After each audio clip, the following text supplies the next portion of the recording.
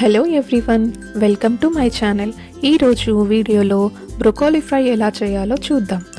బ్రొకోలీలో vitamin C, K and fibre ఎక్కువగా ఉంటుంది. So ఇది ఇమ్యూనిటీని పెంచడానికి అలాగే డైజెషన్కి హెల్ప్ అవుతుంది. ఇక లేట్ చేయకుండా ఈ హెల్దీ బ్రోకలీ ఫ్రై ఎలా చేయాలో చూసేద్దాం. ముందుగా బ్రొకోలీని తీసుకొని స్మాల్ పీసెస్లా కట్ చేసుకోవాలి. టోటల్గా కట్ చేసి పడేయకుండా కొంచెం స్టెమ్స్ ఉండేలా కట్ చేసుకోవాలి.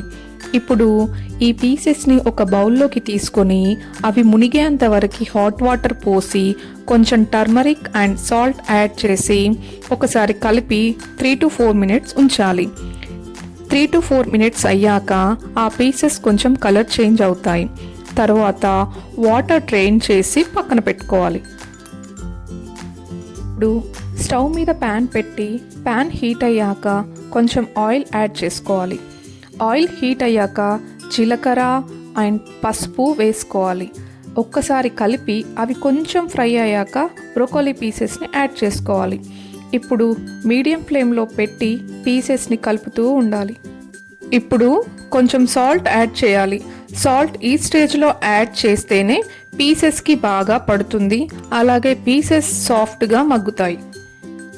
ఇప్పుడు మీ టేస్ట్కి కావలసినంత కారము అలాగే ధనియా పౌడర్ యాడ్ చేసుకోవాలి. ఈ ప్రాసెస్ అంతా మీడియం ఫ్లేమ్లోనే కలుపుతూ మూత పెట్టకుండా ఫ్రై చేసుకోవాలి. ఈ ఫ్రైకి ఆనియన్స్ కానీ గార్లిక్ కానీ వేరే ఎలాంటి స్పైసెస్ని యూజ్ చేయము. ఈ పీసెస్ని ఫ్రై అయ్యేంత వరకు కలుపుతూ ఫ్రై చేసుకోవాలి. ఆఫ్టర్ 4 to 5 minutes తర్వాత ఈ పీసెస్ ఫ్రై అవుతాయి. ఇలా ఫ్రై అయిన పీసెస్కి ఇప్పుడు మనం బేసన్ని యాడ్ చేసుకొని మరొక 2-3 minutes వరకు ఫ్రై చేసుకోవాలి.